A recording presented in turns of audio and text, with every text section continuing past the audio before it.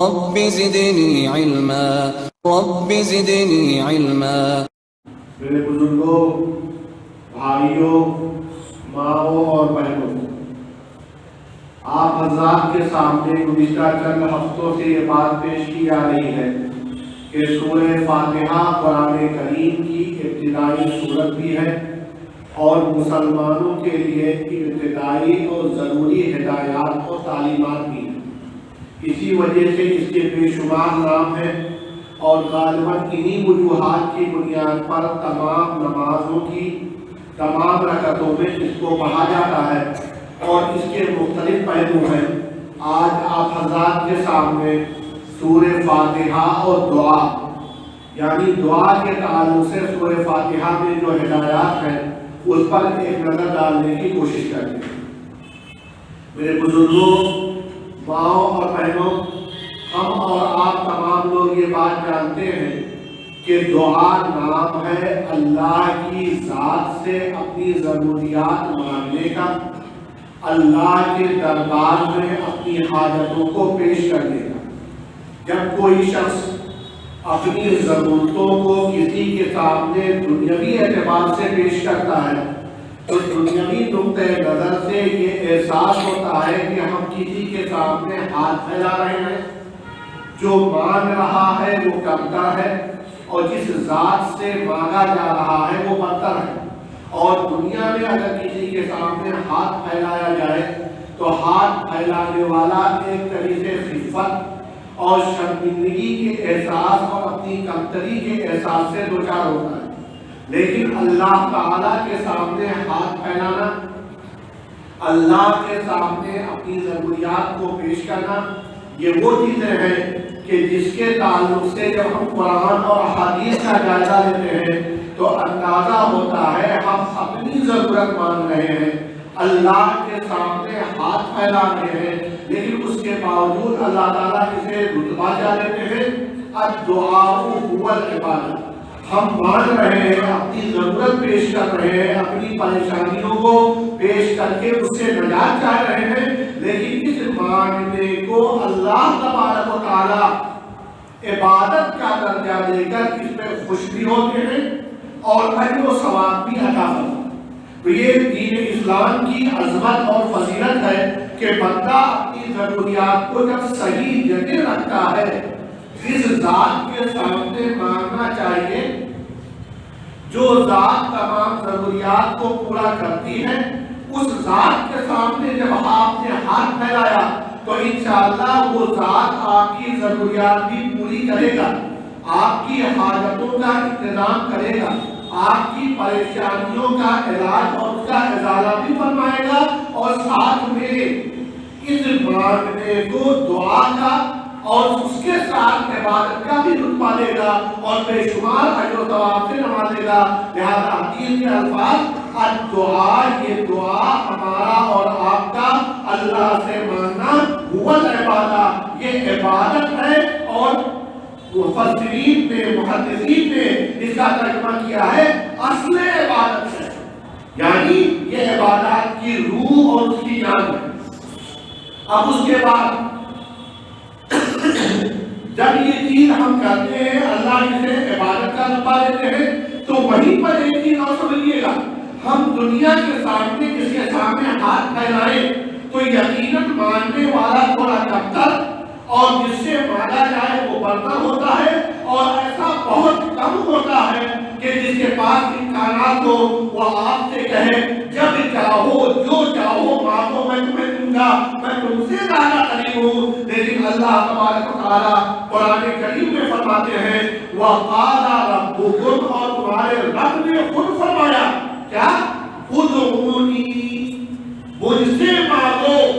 استجب لکم، میں تمہاری مراد کو، تمہاری دعا کو قبول کروں گا۔ اور پھر یہی نہیں بلکہ آگے کہا ان الذین یستکبرون عن عبادتی، جو لوگ مجھ سے دعا مانگنے میں کوتاہی کرتے ہیں، لاپرواہی کرتے ہیں، سیدخلون جہنم داخلین، تو دعا نہ کرنا، نہ مانگنا یہ گناہ ہے، اور دعا نہ کرنے والا ذلت و خواری کے ساتھ دوزخ میں جائے گا۔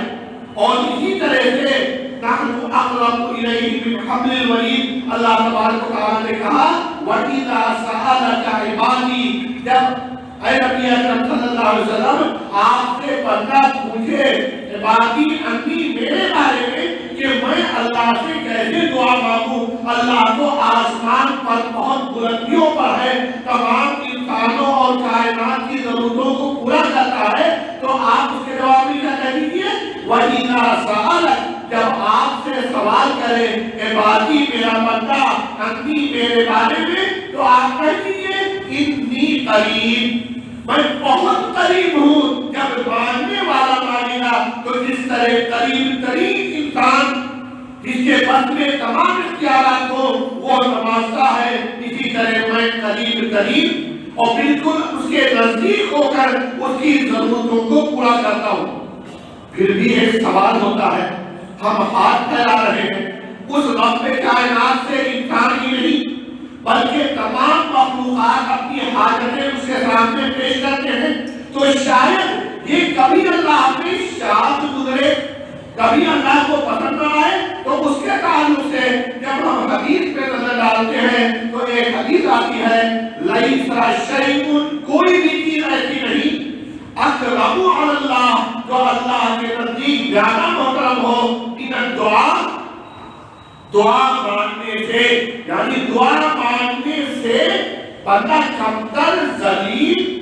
بے حیثیت نہیں بلکہ اللہ کے نزدیک محترم ہوتا ہے، اس کا رتبہ بلند ہو جاتا ہے۔ اور ایک دوسری حدیث ہے من لم یسأل اللہ، جو اللہ سے نہیں مانگتا، جو اللہ سے دعا نہیں کرتا، یغضب علیہ، اس دعا نہ کرنے والے پر اللہ تبارک و تعالیٰ ناراض ہوتے ہیں، یعنی دعا کرنے مانگنے سے خوش ہونا اور دعا نہ کرنے سے اللہ تبارک و تعالیٰ کی ناراضگی اور غضب کا شکار ہونا، یہ اللہ تبارک و تعالیٰ کا نظام ہے۔ اور حدیث میں ہے آپ جب رب کے سامنے ہاتھ پھیلائیں، اپنی ضرورتیں پیش کریں، تو آپ کو یہ احساس ہو وَأَنْتَ مُوقِنٌ بِالْإِجَابَةِ کہ اللہ تبارک و تعالیٰ یقینی طور پر آپ کی اس دعا کو قبول فرمائیں گے۔ یہ دعا کے تعلق سے چند ابتدائی اور تمہیدی باتیں ہیں۔ ہم نے جو کچھ سورہ فاتحہ کے تعلق سے سنا یا پڑھا اس میں یہ بات بھی آئی تھی کہ سورہ فاتحہ کا ایک نام سورۃ الدعا ہے، اور جب بہت سے صحابہ کرام سے کسی بھی مشکل کے وقت دعا کے لیے یا شرعی طور پر جھاڑ پھونک کے لیے کہا جاتا تو وہ صحابہ کرام اور تابعین صرف سورہ فاتحہ پڑھ کر دعا کرتے، پانی میں پھونک دیتے، پلاتے، اور یہ سورہ فاتحہ کا پڑھنا ان کی شفا یابی کا ذریعہ ہے۔ آپ نے وہ حدیث بھی سنی کہ جب ایک قوم کے سردار کو ایک کیڑے نے ڈسا اور وہ لوگ صحابہ کے پاس آئے کہ اگر آپ میں کوئی شرعی طور پر جھاڑ پھونک کر سکتا ہو تو ہمارے سردار کو یہ پریشانی لاحق ہے، آپ میں کوئی کچھ کر دے۔ تو ایک صحابی گئے اور انہوں نے سورہ فاتحہ پڑھ کر ان پر دم کیا، اور اس کے نتیجے میں وہ سردار ٹھیک ہو گیا، اور پھر اس سردار نے ان صحابہ کرام کو کچھ کو تحائف بھی دیے، اور پھر وہ صحابہ کرام نے نبی اکرم صلی اللہ علیہ وسلم کے پاس آ کر عرض کیا کہ اللہ کے نبی صلی اللہ علیہ وسلم یہ واقعہ پیش آیا، ہم جھاڑ پھونک اور دم کے لیے گئے اور یہ دعا سورہ فاتحہ پڑھی اور انہوں نے ہمیں یہ رقم دیے، تحائف دیے، تو آپ صلی اللہ علیہ وسلم نے کہا اس تحفے میں مجھے بھی حصہ دو، یعنی ایسی صورت میں اگر کوئی خود اپنی خوشی سے کچھ دیتا ہے تو اس صورت میں اگر آپ ضرورت مند ہیں، آپ کو حاجت ہے، تو آپ کے لیے لینا جائز اور درست ہے۔ اب سوال ہوتا ہے سورہ فاتحہ سورۃ الدعا ہے، اس سورے کے اندر اللہ تبارک و تعالیٰ نے دعا کے تعلق سے کیا باتیں پیش کی، ہم اور آپ اس کو 4 حصوں میں تقسیم کریں۔ سورہ فاتحہ کی پہلی 3 آیتیں الحمدللہ رب العالمین،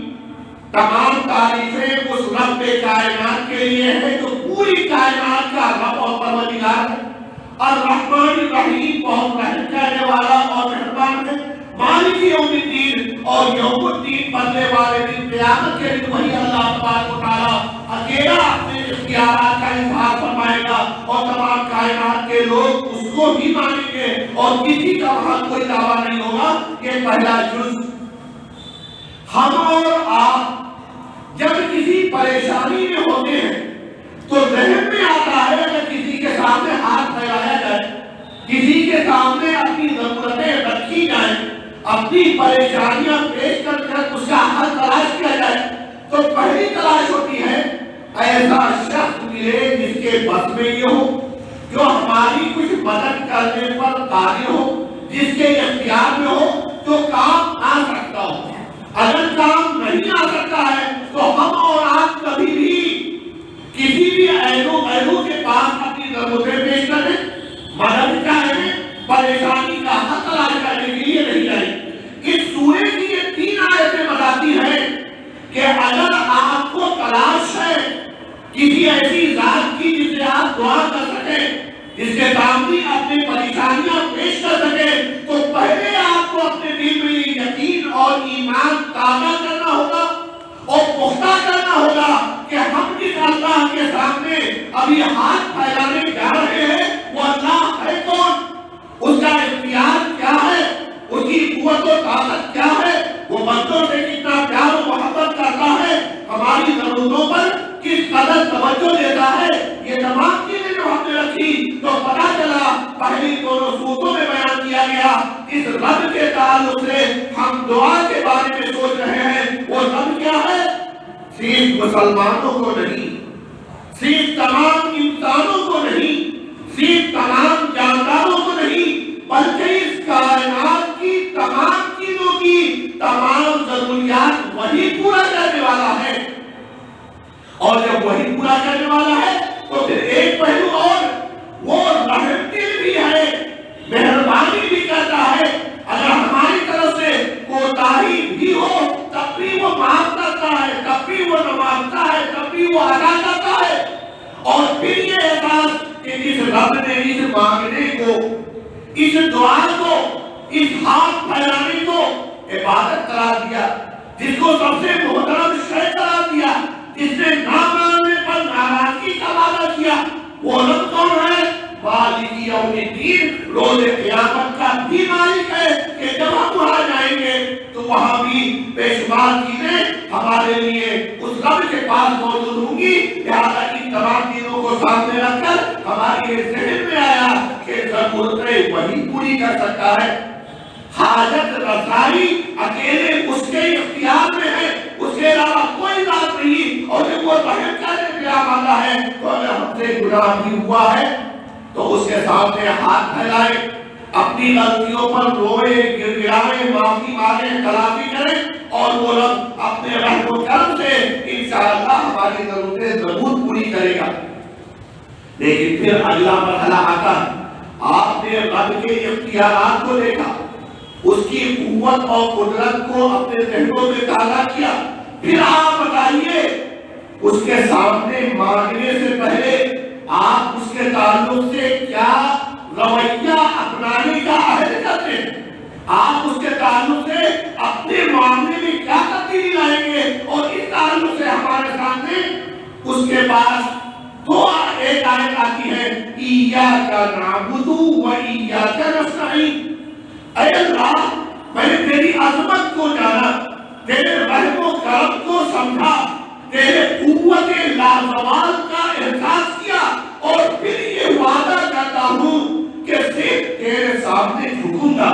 ہاتھ صرف تیرے سامنے پھیلاؤں گا، مدد صرف تجھ سے مانگوں گا، تیرے در ہی سے ہمیں تمام امیدیں ہیں، دل صرف تیری ذات سے ہے، ورنہ دنیا کی کوئی طاقت ہمیں ذرہ برابر نقصان نہیں پہنچا سکتی۔ ایاک نعبد، اے اللہ میں عہد کرتا ہوں، وعدہ کرتا ہوں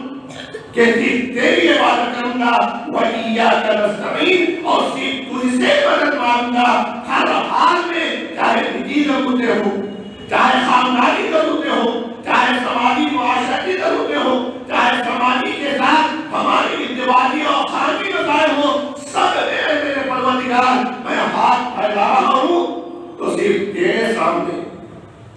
مدد مانگ رہا ہوں تو تیری ذات سے، اس کے علاوہ کسی سے نہیں۔ اور جب ہم نے اللہ کے اختیار کا احساس کیا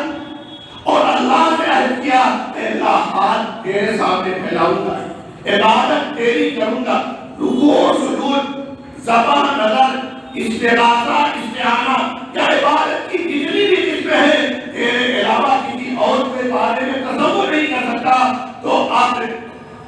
ہم مستحق ہو گئے کہ اس اللہ کے قوت مطلقہ،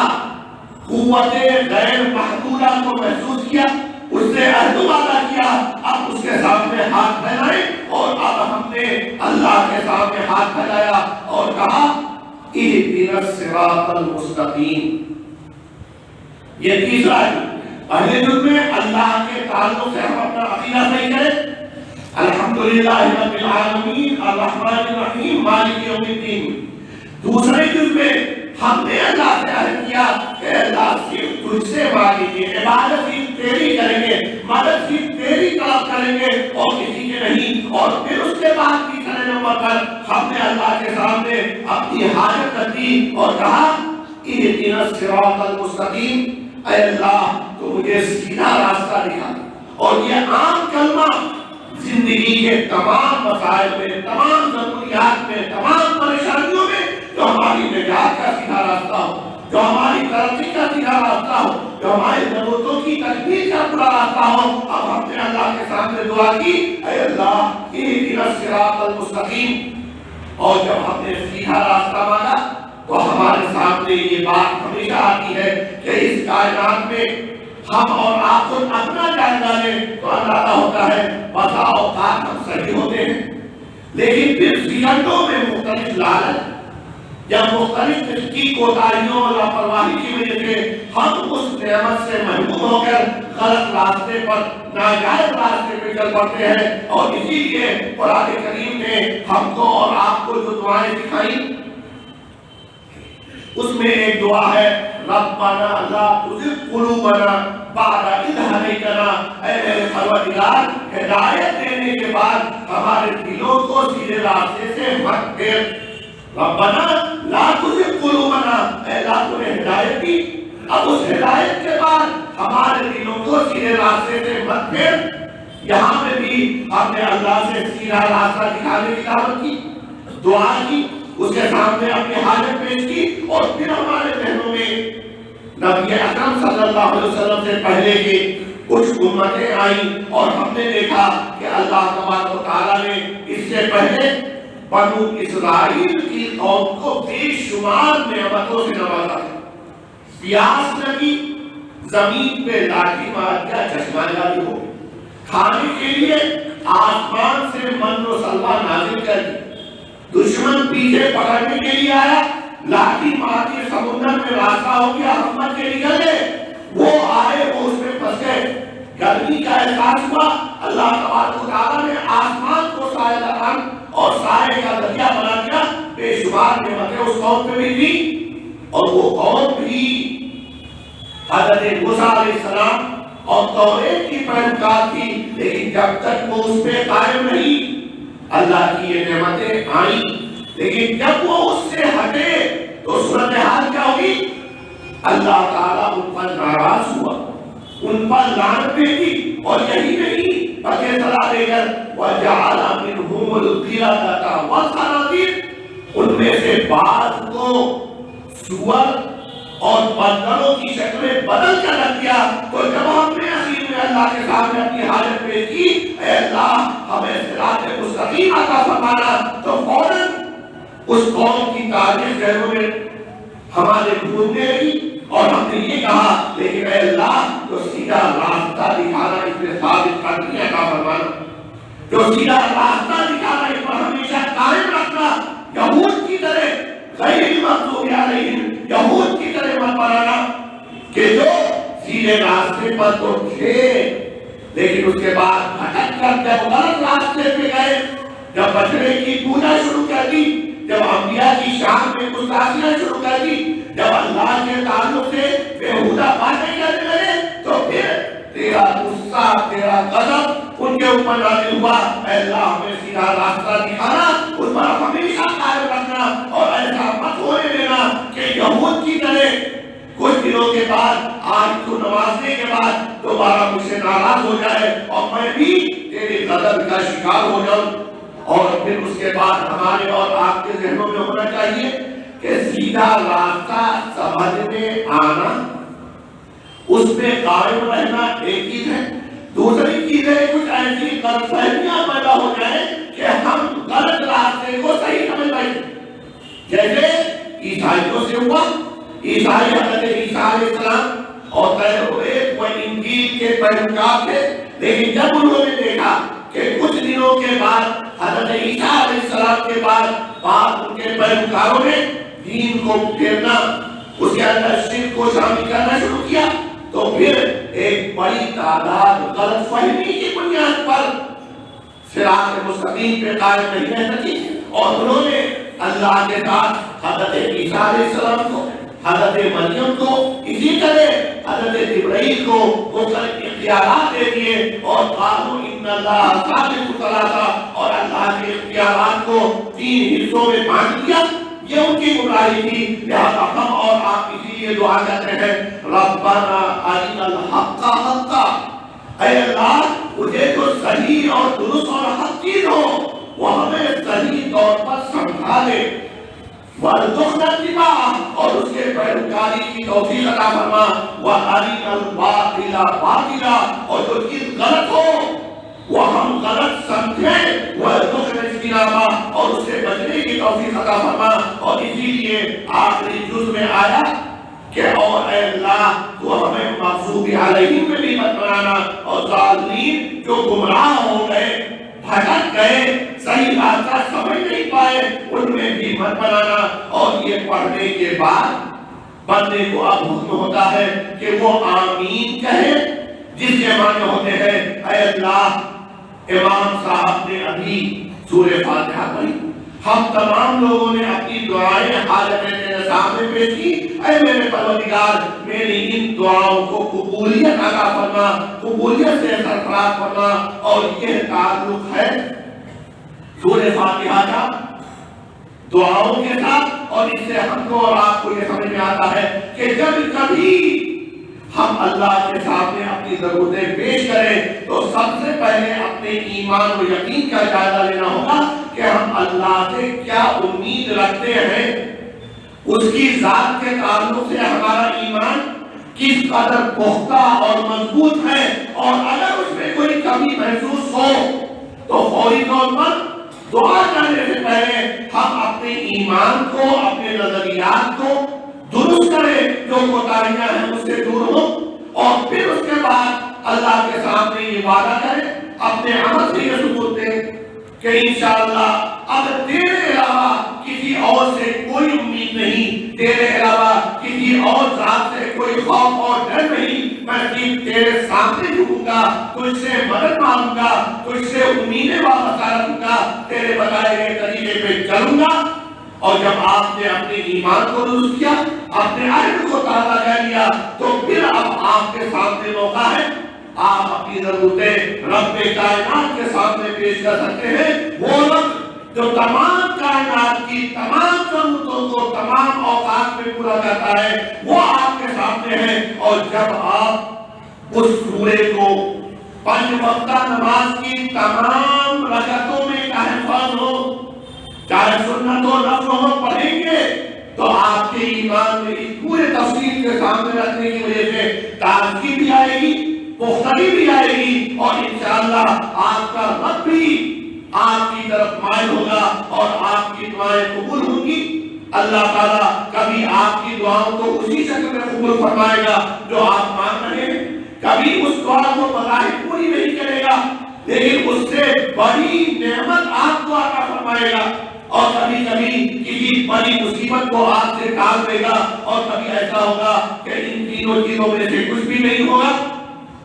بلکہ یہ آپ کے عبادت اور بے شمار اجر و ثواب کے طور پر روز قیامت آپ کے نام اعمال میں، آپ کے نیکیوں میں اضافے کا ذریعہ ہوگا. اللہ سے دعا کریں اللہ تبارک و تعالی ہم کو، آپ کو، سب کو اسلامی حقائق قرآن و حدیث سمجھنے، اس پر عمل کرنے اور اس کے مطابق اپنی زندگی ڈھالنے کی توفیق عطا فرمائے. آ